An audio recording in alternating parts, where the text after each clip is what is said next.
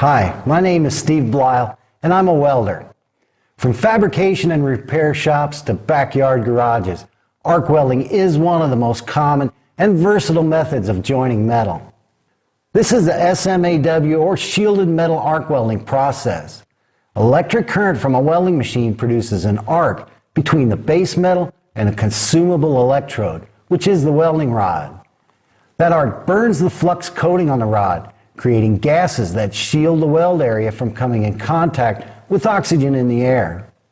The gases surrounding the arc are superheated, causing the base metal to melt, while the filler metal from the rod is being deposited into the molten puddle. Whether you're learning to weld to build something or make repairs, the first step is to learn how to consistently run a good weld bead. Before we start burning rod, though, there are a few things you should know about the equipment we'll be using. So let's begin with the welding machines. The job of a welding machine is fairly simple, and that is to provide a steady, controllable current to the electrode. Now, regardless of the size or shape, welding machines will provide either alternating current or direct current to the electrode. And this little machine gives you the choice of either AC or DC. The main advantage of alternating current is that it's easier to produce. They use simple transformers, so you generally get more power for your money. This one will give you 225 amps on AC, but only 150 amps on DC. If you think about alternating current, the electrons are moving back and forth, and at the point where the electrons change direction, the flow or current actually stops. Certain welding rods have been designed with stabilizers in the flux to help maintain and control the arc through these amperage lags. So if you're using a welding machine that provides alternating current to the electrode, you want to make sure to use a welding rod designed for alternating current. Most welding shops and professional welders use machines that provide direct current to the electrode. And in my shop, I use a 250 amp DC machine. Direct current provides a steady flow of electrons in one direction. The polarity, or direction of flow, is determined by how the leads are connected to the positive and negative terminals on the welding machine. And many of the newer welding machines have a switch to choose the polarity. DC EP, or DC plus, is direct current electrode positive. The electrode is connected to the positive and the ground is connected to the negative terminal. Current is generally considered to flow from negative to positive, so with the electrode positive, the arc actually travels from the metal up to the welding rod. This causes the tip of the rod to superheat. For general purpose welding, all the common welding rods use DC EP with the electrode positive. DC EN, or DC minus, is direct current electrode negative. The electrode is connected to the negative terminal and the ground is connected to the positive. With DC EN, the flow is from the welding rod to the metal, so the rod stays cooler and the metal gets the heat. This is used with certain rods for high-speed sheet metal welding. When you're starting out, you'll probably be welding with a machine that's put in front of you. And basically, if it's in proper working condition, you can weld with it. Keep in mind, though, that welding machines will weld differently. Even two identical machines may not operate quite the same. So while you're learning to weld, try to use the same machine as much as possible. Welding leads are insulated copper wire and come in sizes like a number 4, 2, 1, and single aught. The larger the number, the smaller the diameter. The size welding lead you need to use depends on how many amps you'll be using and how long the lead is. And welding supply stores have charts to determine the size lead you need to use. On the end of the main lead, I use a quick connect with about 15 feet of number 4 lead and the electrode holder. This is called a whip. The smaller lead is a little more flexible and easier to deal with. This is a 200 amp electrode holder. Larger ones like 250 or 300 amp are available if you're mainly using big rods with high amperage settings. But for general use, the 200 amp is more comfortable. And I usually call this the stinger. Another type of electrode holder is available where you stick the rod in and twist the handle. If you need the rod at a different angle, you can just bend it. You also need a ground clamp. And I use a quick connect here too, in case I need to add more lead. Now, the light from arc welding is extremely bright. You need filter lenses both to be able to see the molten weld puddle and to protect your eyes from getting burned. These are typically available from a number 8 to a number 14. The lower the number, the lighter the lens. From what I can tell, some people are more sensitive to this light than others. A number 8 filter lens is way too light. Industry recommends a number 10, and I use a number 9. The lens has to be dark enough to protect your eyes, but light enough so you can clearly see the weld puddle. If you're welding with big rods using high amperage, you may want a shade darker lens than normal. And if this filter lens gets chipped or cracked, replace it. To protect the filter lens from sparks or getting scratched, I use clear plastic lenses in front and in back. There's a gasket that goes in first to seal the lenses, and everything's held in place with a clip. After you install the lenses, hold the hood up to a light and check for leaks around the edges. When you start welding, check it again. If any light from the arc is leaking around the edges of the lenses, it'll burn your eyes for sure. Also, replace the clear lenses when they get dirty or scratched. Having a clean lens makes a big difference in allowing you to clearly see the weld puddle. Okay, the last thing we need are welding rods. So let's take a look at some of the common ones. Some of the more common welding rods for carbon steel are E6010, 6011, 6013, and 7018. And the numbers are written right on the rods. These numbers actually mean something, so let's take a look at E6010. The E designates an arc welding electrode. The first two numbers, in this case 60, indicate that the filler metal has a tensile strength of 60,000 pounds per square inch. Depending on certain conditions of the weld, you may get a little more or less, but it'll be close to that. The 70 and 7018 indicates 70,000 pounds per square inch. So the first two numbers indicate tensile strength, and tensile strength is the force it takes to pull it apart. The third number indicates the position the rod can be used in. A number 1 shows that the weld puddle solidifies quick enough so this rod can be used in any position, flat, vertical, horizontal, or overhead.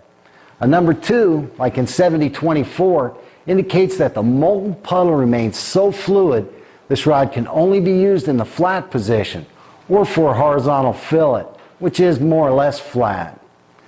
The last two numbers together, here it's a 10, indicate the composition of the flux coating.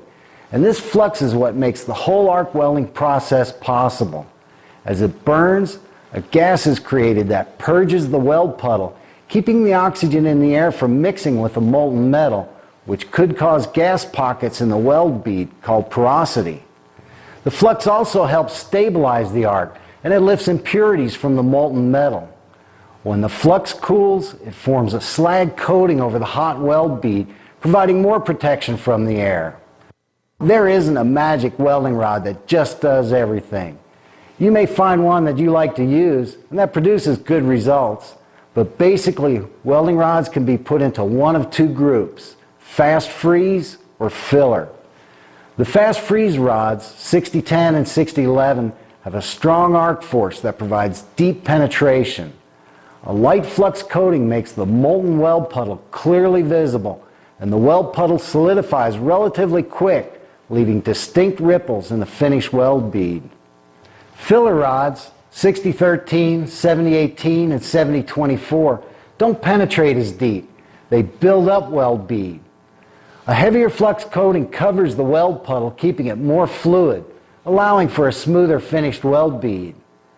So where exactly do you use these different welding rods? 6010 is used strictly on DC plus and 6011 on AC or DC plus. The strong arc force of these rods can blow off rust and paint, making these a good choice for repairs or modifications where the metal can't be completely cleaned. Also, these rods are often used as a first pass to provide deep penetration or to fill gaps in fit-ups that are less than perfect, then covered with a filler rod. 6013 was actually designed for high-speed sheet metal welding on DC-, but these rods can also be used on AC or DC+ for general purpose welding and light fabrication. With stabilizers in the flux, 6013 is probably the easiest of all the rods to use, and it produces a smooth finished weld bead. 7018 is a low hydrogen rod with iron powder in the flux. It's generally used on DC+, and an AC 7018 is also available. These produce the highest quality welds and were developed for situations where there's extreme stress on the weld joint. It can be used to weld some of the harder low alloy steels, on cast steels, and when making heavier welds, the low hydrogen characteristics prevent the weld from cracking because of the expansion and contraction of the metal. Iron powder in the flux provides a high filler metal deposit rate, which means you can put more metal down faster. 7018 produces a smooth finished weld bead, but does require clean metal and a well-prepared joint. 7024 was used extensively in fabrication before wire feed. A heavy flux coating produces an extremely smooth weld bead, but these rods do require clean metal and a slightly higher amperage setting. 7024 can be used on DC+ or AC, and the 2 does indicate that this rod can only be used in the flat position. 6010, 6011, 6013, and 7018 are common rods and should be available everywhere. There are other welding rods, and they'll either be a fast freeze or a filler, with a different tensile strength, a slightly different flux covering, and usually designed for a specific purpose. Now, each of these rods has distinct characteristics, but there are some basic fundamentals that are common to all of arc welding. We'll start with the fast freeze type rods because the light flux allows you to see the molten weld puddle clearly. The fast freeze rods 6010 and 6011 are similar, and the same techniques can be used with either one. 6010 on DC+ might freeze or solidify a little quicker. 6011 with either AC or DC+ may be a little easier to use because of the stabilizers in the flux that help maintain the arc. Let's start by watching a weld, and I'll try and describe what to look for. After scratching the rod against the metal to make contact, the tip is held about 1/8 of an inch or 3 millimeters off the surface. This creates a gap for the arc to cross, and that's where the bright light comes from. While you're welding, don't watch the light. Look past it, through the smoke and sparks, and focus on the molten puddle of metal behind the rod. Welding takes a little practice, but it's not very difficult. Let's go through this step by step. First of all, you need to pay attention. This is ready to go. Anytime the tip of the rod touches the metal, it will arc. Okay, you want to get comfortable.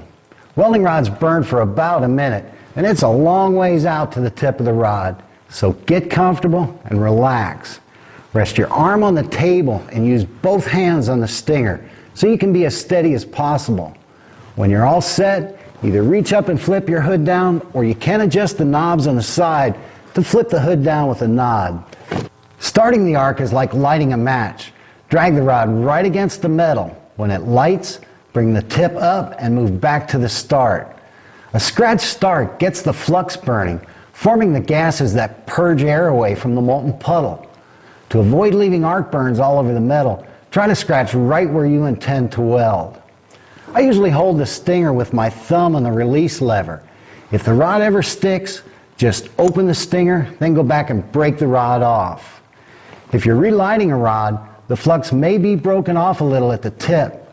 A scratch start will burn off that tip before you start depositing metal. Once the rod is burning, you need to start the puddle, giving the molten filler metal a little extra time to fuse to the base metal. This doesn't take long, only 2 or 3 little circles. Also, as the weld progresses, the base metal will heat up, causing the molten puddle to spread out. Start the puddle wide enough to keep the weld bead a uniform width.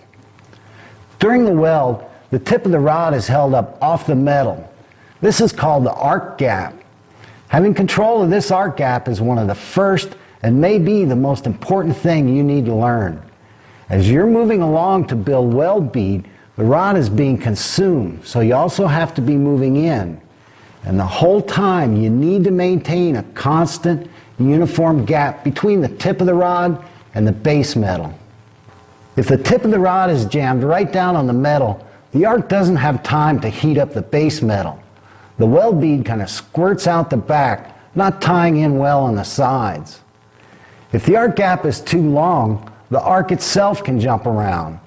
Penetration will vary and you lose control of how the filler metal is deposited. Maintaining a constant arc gap is the first step to controlling the molten puddle and producing a uniform weld bead with consistent penetration. The better you learn to control that arc gap, the better you'll be able to weld. When the arc crosses the gap, it melts the base metal, forming a molten puddle. That arc stream also carries the filler metal from the rod into the puddle. This is a 6010 weld bead that I pulled out of quickly. The leading edge of the puddle was actually below the surface of the metal. The strong arc force of 6010 and 6011 penetrates deep into the base metal and pushes the molten puddle back, building up weld bead. While you're welding, watch the sides, right where the weld buildup meets the surface of the base metal. For building up weld bead, either a circular or zigzag motion is commonly used. With a circular motion, as you ease the puddle over, watch the edge. When you bring it across, watch the weld build up, then the other side, and just ease the puddle around and around. A side-to-side or zigzag will produce nearly the same weld bead. Watch the outside edge, the weld build up, and the outside edge every time you cross. Something you want to keep in mind is that molten metal will follow the heat. Whenever you move the puddle across, while you are adding filler metal from the rod, molten metal is also following from the side. If enough metal isn't put back there when you come around again, you'll leave undercut. Undercut is a void or groove along the edge of the weld bead that's below the surface of the base metal. You can avoid this by always watching the outside edges to make sure the puddle is filling in and tying in at the surface. There's an arc force at the end of this rod that we can use to help manipulate the weld puddle by angling the rod. Think of it more like pushing the puddle instead of dragging it. Generally speaking, the straighter up and down you hold the rod, the less weld buildup. As you angle the rod, the more the weld bead will stack up. When the rod is held straight up and down, all the heat is concentrated right under the rod, and the arc force drives the puddle down. This results in deep penetration and spreads the puddle out for a flatter weld bead. As the rod is angled, the arc force is directed more to the back of the puddle, allowing the weld to build up. If the rod is angled too low, the arc is directed right where you're trying to build weld, making the puddle hard to control. You will run into situations where you may want to flatten out the weld, or you'll need to push the puddle back more, so you'll use different rod angles. When you're starting out, an angle somewhere between 45 degrees and straight up and down is comfortable, allows a good view of the puddle, and works well for building weld bead. The rod size is the diameter measurement of the metal in the electrode. Common sizes are 332, 1/8, and 532. Most welding rod size charts, where they give the metal thickness to the rod size and amperage setting, are generally from the point of view of maximum weld in minimum amount of time, often not taking into account the welder's ability or different welding situations. You can always use a smaller diameter rod for better control. It just takes a little longer to build up weld bead. This is a 1/8 E6010 electrode, and this is the most common size used. The manufacturer's recommended amperage setting is from 75 to 130 amps. They're saying this rod will work over a 55 amp range.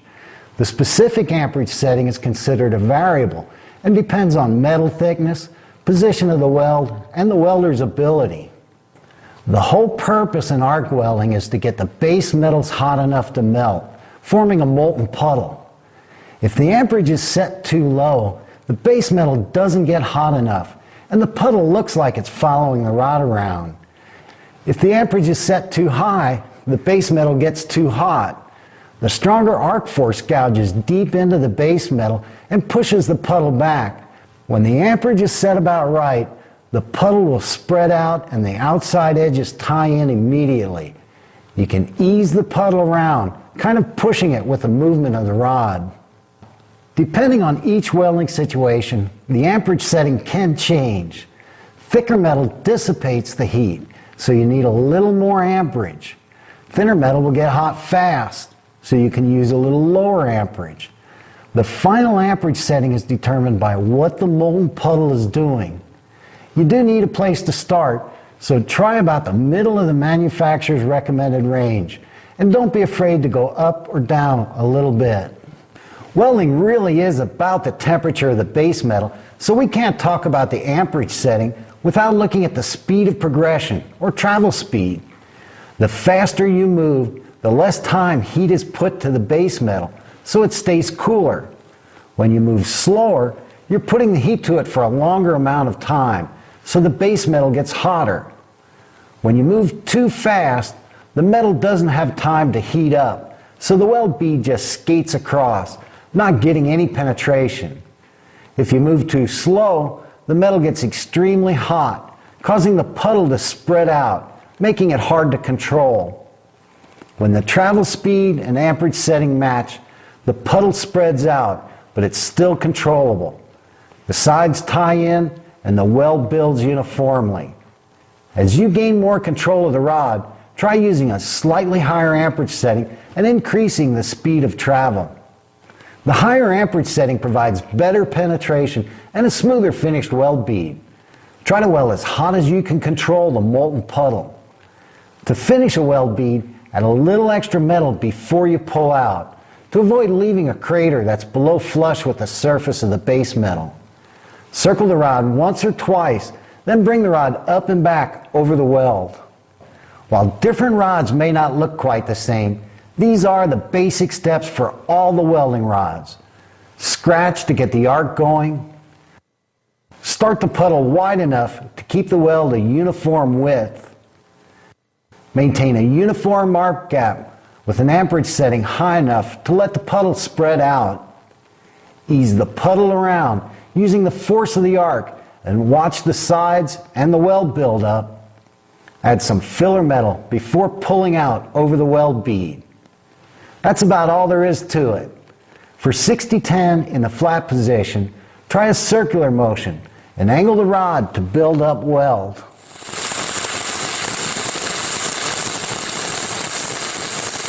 Watch the molten puddle, not the light. Keep the circles tight for a smoother weld bead. A zigzag motion will produce about the same weld. Watch the edges to make sure they're filling in and ease the puddle back and forth. Because of the strong arc force and light slag, you can also use a whip or step motion, and this is what makes the fast freeze rod so versatile. The tip of the rod is moved back so the arc is actually brought out of the puddle. Then molten metal is pushed back in. With the step motion, watch both sides and the weld build up every time you push the puddle in.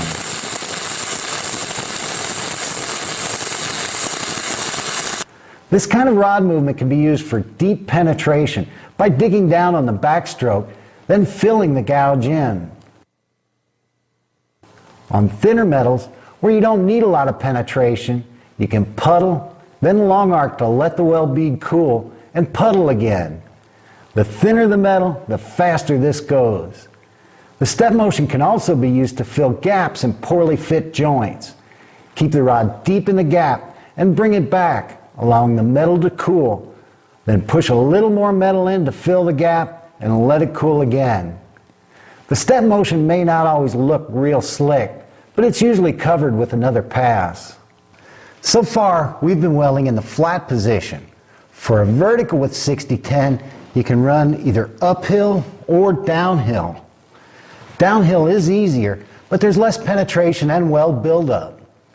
Because heat rises, you're welding away from the heated metal, so you can use a slightly higher amperage setting. Watch the sides and the weld buildup. Try a circular, zigzag, or step motion and angle the rod up a little so the force of the arc helps hold the puddle up. With the circular motion, keep a steady arc gap and ease the puddle around. Move fast enough to stay ahead of the molten puddle. If the puddle wants to drip down, try moving faster, or maybe even a slightly higher amperage setting. When you weld uphill, you'll be welding into the heated metal, so turn the amperage down a little. Angle the rod up so the force of the arc doesn't blow the puddle out.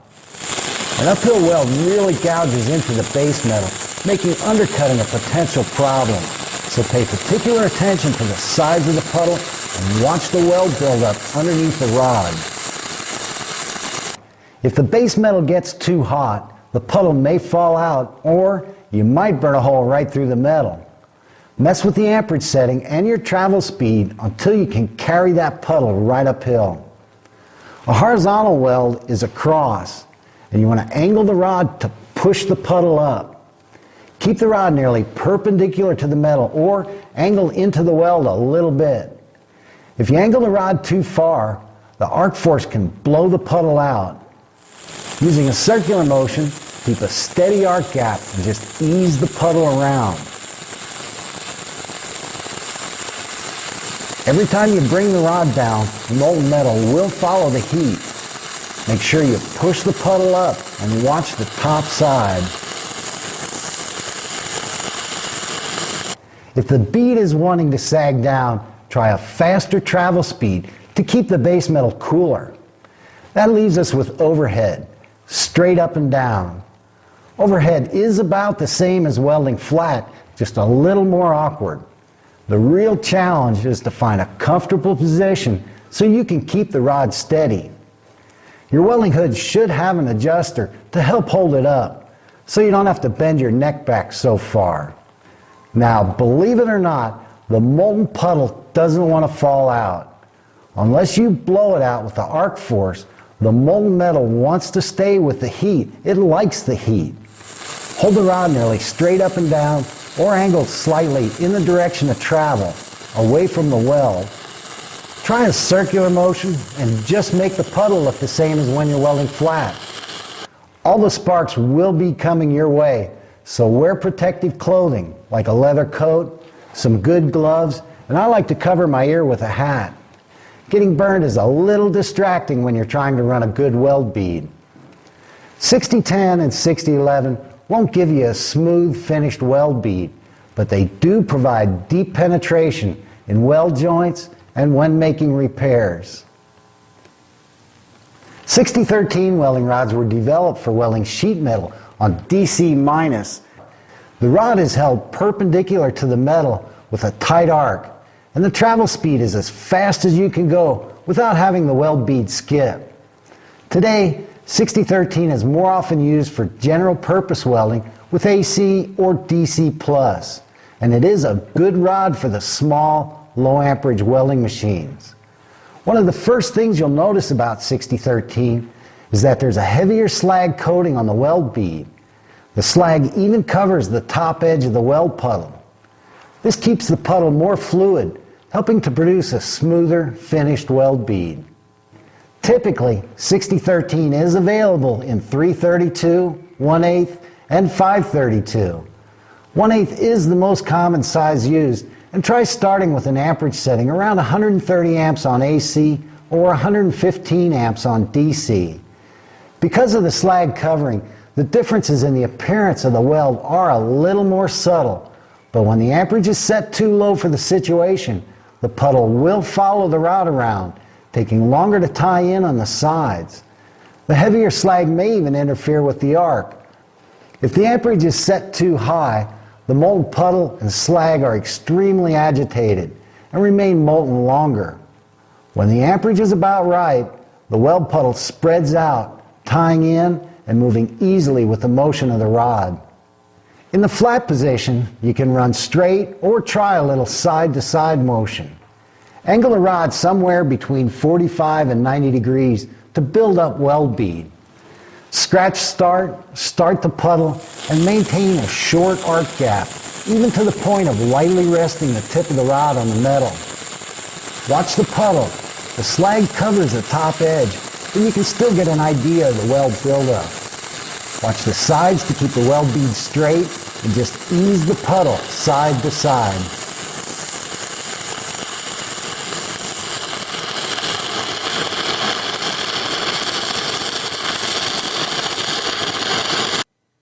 On vertical welds, 6013 was designed for a downhill application. You'll be welding away from the heat, so try turning the amperage up 5 to 10 amps. Angle the rod up so the force of the arc helps hold the puddle up. Maintain a short arc gap and try a slight side-to-side movement. Watch the outside edges to keep the weld bead straight and travel fast enough to stay ahead of the molten puddle. If you can't stay ahead of the molten puddle coming down, try moving a little faster or raising the amperage setting. For more weld buildup on heavier metal, 6013 can be run uphill. Start by turning the amperage down 5 to 10 amps. Try using a side-to-side motion, moving up fast enough to keep the puddle from dripping down. Make sure the sides are filling in to avoid leaving undercut. To make a horizontal weld, angle the rod up to help push the puddle up. Keep the rod nearly perpendicular to the metal or angled back into the weld just a little. Maintain a short arc gap and constant travel speed to produce a smooth weld bead. The molten slag will run down, covering the bottom, but watch the top side of the puddle. Move fast enough to avoid excessive weld buildup.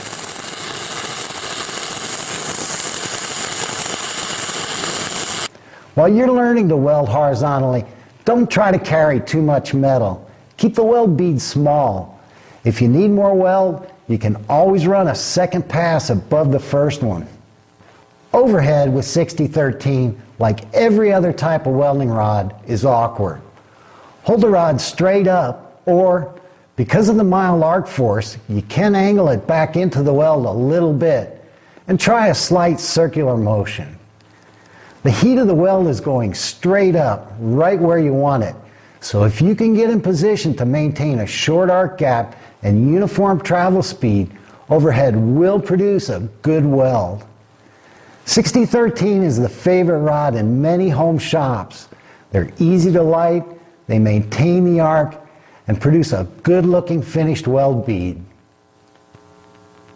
7018 produces an extremely high-quality, good-looking weld bead. This is the rod to use for heavier fabrication and repair or any situation where there's stress on the weld joint. These rods rely on a heavy slag coating to protect the molten weld puddle from coming in contact with oxygen in the air.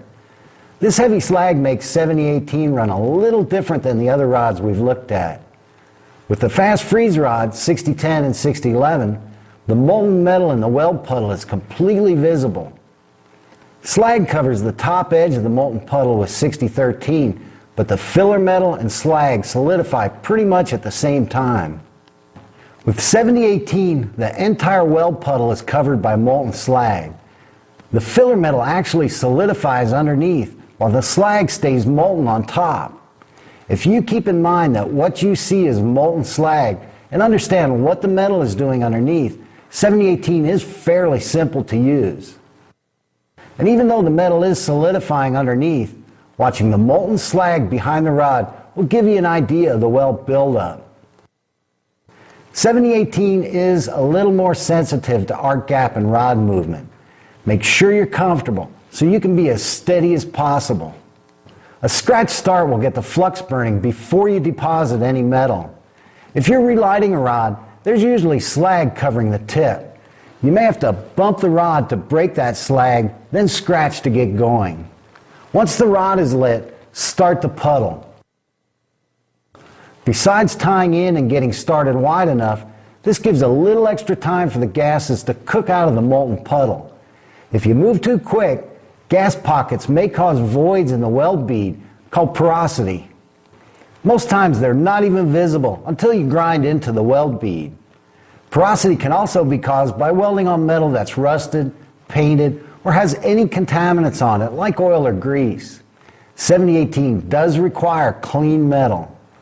After the puddle is started, try a little side-to-side motion, maintaining a constant, short arc gap. In some situations, you can even lightly rest the rod on the metal. With a mild arc force and slag covering the puddle, you do want to avoid letting the rod burn up or pulling the rod away from the metal. You don't want to let that slag cool, so keep the arc in the puddle. The typical rod sizes are 332, 1/8, and 532. Because the flux contains iron powder, which deposits more metal in the weld puddle, 7018 requires a little higher amperage, and these settings may vary up or down depending on metal thickness, weld position, and your ability to control the movement of the rod. With molten slag covering the entire puddle, you depend more on how the puddle acts than how the puddle looks. If the amperage is set too low for the conditions, the puddle won't spread out, taking longer to tie in on the sides. The rod might stick or go out.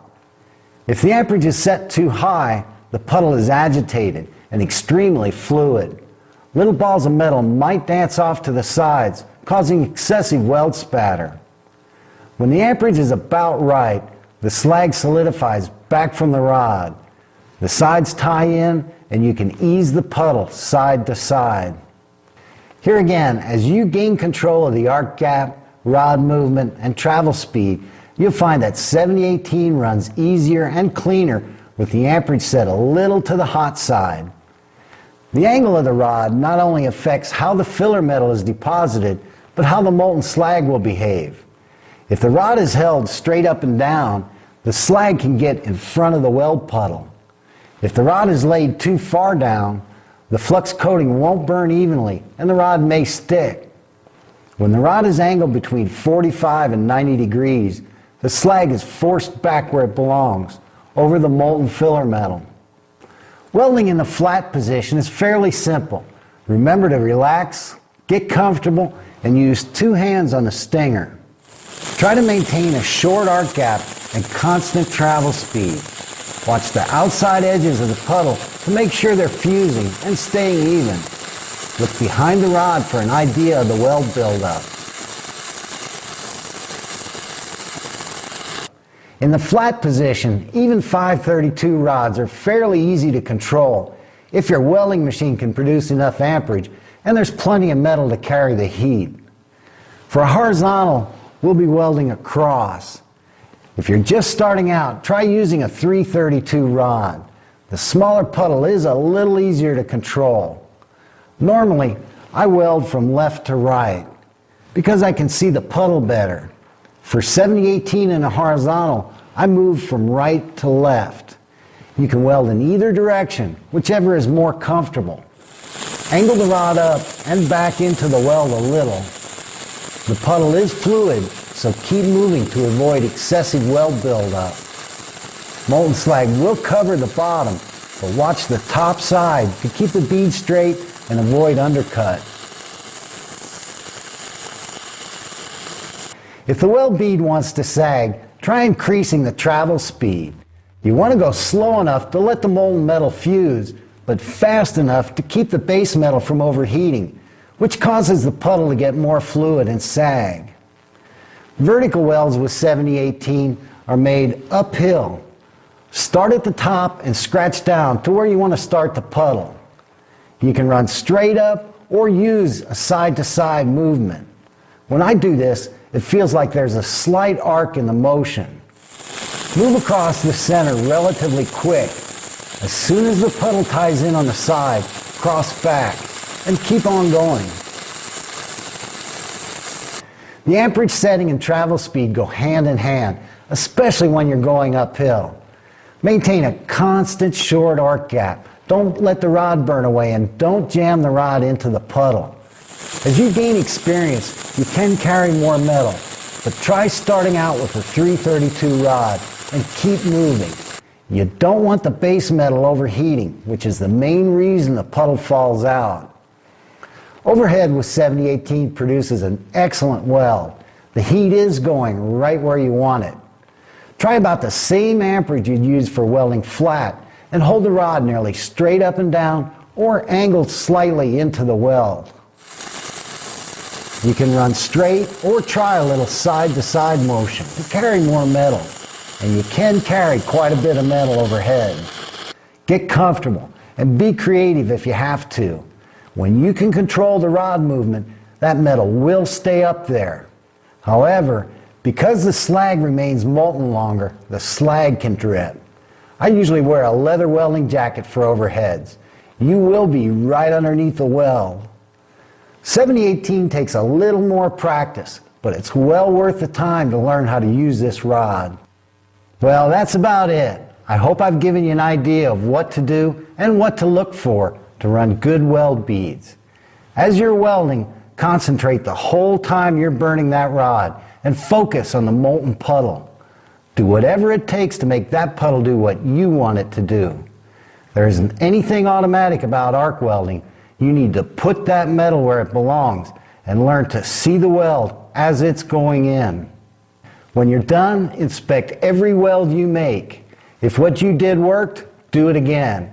If it didn't work, try something different. A smooth, uniform weld bead will come with practice, but you do want the sides of the weld to be tied in nicely to the base metal.